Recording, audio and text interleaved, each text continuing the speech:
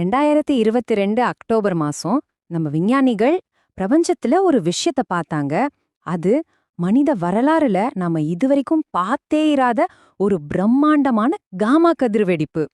இந்த ஒரு நிகழ்வு பிரபஞ்சத்தை பத்தின நம்ம புரிதலையே தலைகீழா மாத்தி போட்டுடுச்சு. வாங்க, பிரபஞ்சத்தை அதிர வச்ச அந்த பிரகாசமான வெளிச்சத்தோட கதை என்னன்னு விரிவாக பார்க்கலாம். யோசிச்சு பாருங்க, இந்த ஒரு வரி போதும் இந்த நிகழ்வோட முக்கியத்துவத்தை சொல்ல.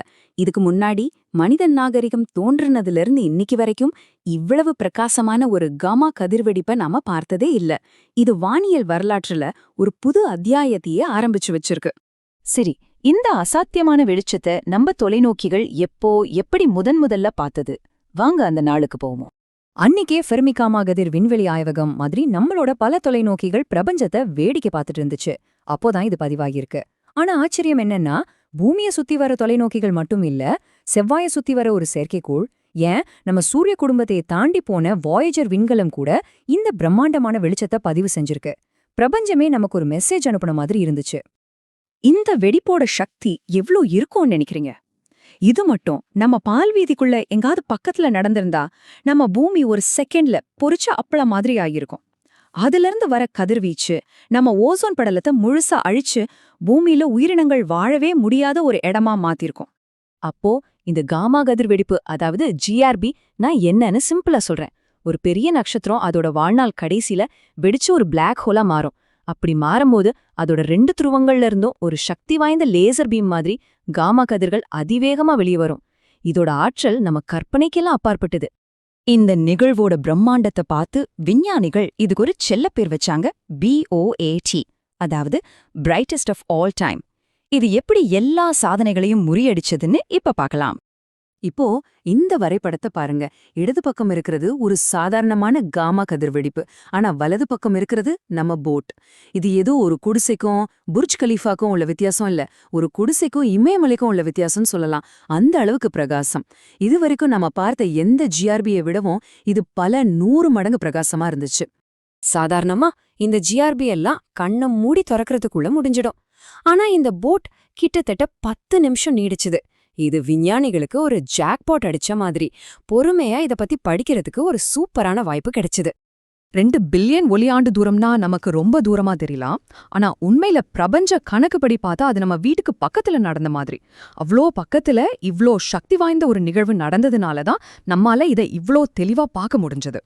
இந்த நிகழ்வு எவ்வளவு அரிதானதுன்னு யோசிச்சு பாருங்க. இந்த மாதிரி ஒரு வெடிப்பு 10,000 வருஷத்துக்கு ஒரு தடவை தான் நடக்குமா? அப்படின்னா பிரமிட் கட்டினவங்க காலத்திலயோ ரோமானியர்கள் காலத்திலயோ இது நடக்கல. மனித வரலாற்றிலேயே இத நேர்ல பார்த்த முதல் தலைமுறை நாம தான். சரி, இந்த நிகழ்வு மூலமா நமக்கு சில பதில்கள் கிடைச்சாலும் இது ஒரு மிகப்பெரிய மர்மத்தையும் உருவாக்கிட்டு போச்சு. ஒரு டிடெக்டிவ் கதை மாதிரி. இப்போதான் அசல் ட்விஸ்டே ஆரம்பிக்க போகுது. இங்கதான் ஒரு பெரிய கேள்வி வருது. விஞ்ஞான விதிகளின்படி இவ்வளவு பெரிய காமா கதிர் வெடிப்பு நடந்தா கண்டிப்பா அதோட சேர்ந்து ஒரு பிரம்மாண்டமான சூப்பர்னோவா வெடிப்பும் நடந்திருக்கணும். ஆனா விஞ்ஞானிகள் எவ்வளவு தேடியும் அங்க அப்படி ஒண்ணு நடந்ததற்கான அடையாளமே இல்ல. சூப்பர்னோவா காணாம போயிடுச்சு. அது எங்க போச்சு? இந்த ஒப்பீடு தான் விஞ்ஞானிகளுக்கு பெரிய அதிர்ச்சியை கொடுத்துச்சு. ஒரு சின்ன ஜிஆர்பிக்கே பெரிய சூப்பர்னோவா வெடிக்கும். அப்போ வரலாற்றிலேயே பிரகாசமான இந்த போட்டுக்கு நாம நினைச்சு பார்க்க முடியாத அளவுக்கு ஒரு ஹைப்பர்னோவா வெடிச்சிருக்கணும். ஆனா அதோட தடையே இல்ல. இது எப்படி சாத்தியம்? விஞ்ஞானிகளுக்கே தலை சுத்தி போச்சு. காணாம போன அந்த சூப்பர்னோவா மர்மத்தை விளக்க விஞ்ஞானிகள் ஒரு புது புரட்சிகரமான தியரிய கொண்டு வந்தாங்க. இது பிளாக் ஹோல் எப்படி உருவாகுதுங்கிற நம்ம புரிதலையே மாத்தக்கூடிய ஒரு தியரி. இந்த புது தியரி என்ன சொல்லுதுன்னா, அந்த நட்சத்திரம் வெளியே வெடிக்கிறதுக்கு பதிலா அப்படியே உள்நோக்கி சரிஞ்சிடுச்சு. அதாவது தனக்குள்ளேயே வெடிச்சு அந்த வெடிப்ப அதுவே முழுங்கிடுச்சு. இதனால அது நேரடியா ஒரு பிளாக் ஹோலா மாறிடுச்சு. நம்ம பார்த்த அந்த ஜிஆர்பி அந்த நட்சத்திரத்தோட கடைசி மூச்சு காத்து மாதிரி. சூப்பர்னோவா பொறக்கிறதுக்கு முன்னாடியே அது விழுங்கப்பட்டு விட்டது. இது காணாம போன சூப்பர்னோவாவுக்கு மட்டும் பதில் சொல்லல. பிரபஞ்சத்தோட ஆரம்பத்துல எப்படி இவ்ளோ பெரிய சூப்பர் மாசிவ் பிளாக் ஹோல்ஸ் எல்லாம் ரொம்ப வேகமா உருவாச்சுன்னு ஒரு பெரிய கேள்வி இருந்துச்சு. அதுக்கும் இது ஒரு பதிலா இருக்கலாம்.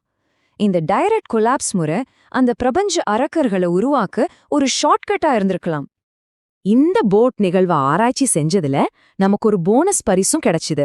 அதுவும் எதை பத்தினதுன்னா நம்ம சொந்த வீடான பால்வீதி மண்டலத்தை பத்தின ஒரு ஆச்சரியமான கண்டுபிடிப்பு. அந்த வெளிச்சம் கிட்டத்தட்ட 2 பில்லியன் வருஷம் பயணம் செஞ்சு நம்ம கேலக்சிக்குள்ள வந்திருக்கு. இங்க நம்ம கேலக்சிக்குள்ள மட்டும் 66,000 ஒளியாண்டுகள் தூரம் பயணம் செஞ்சிருக்கு. அப்படி வரும்போது வழியில இருந்த தூசி மேகங்கள் மேல பட்டு சில தடயங்களை விட்டுட்டு போயிருக்கு. மொத்தம் 21. ஆமா, விஞ்ஞானிகள் 21 தனித்துவமான எக்ஸ்ரே வளையங்களை கண்டுபிடிச்சாங்க.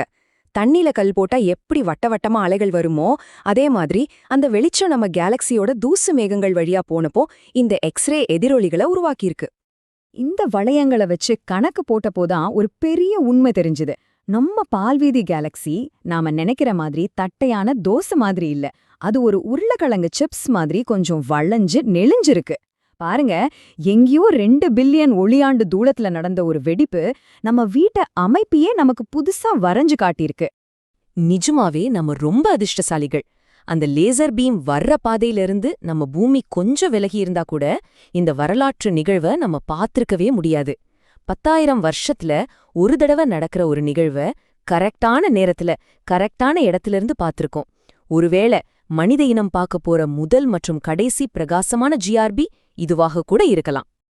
ஆக இந்த போட்டுங்கிறது வெறும் ஒரு வெளிச்சம் மட்டும் இல்ல, அது பழைய புதிர்களுக்கு விடை சொல்லி சில புது கேள்விகளை உருவாக்கிட்டு போன ஒரு தூதுவன். பிரபஞ்சம் அதோட ஒரு சின்ன ரகசியத்தை தான் நமக்கு காட்டியிருக்கு.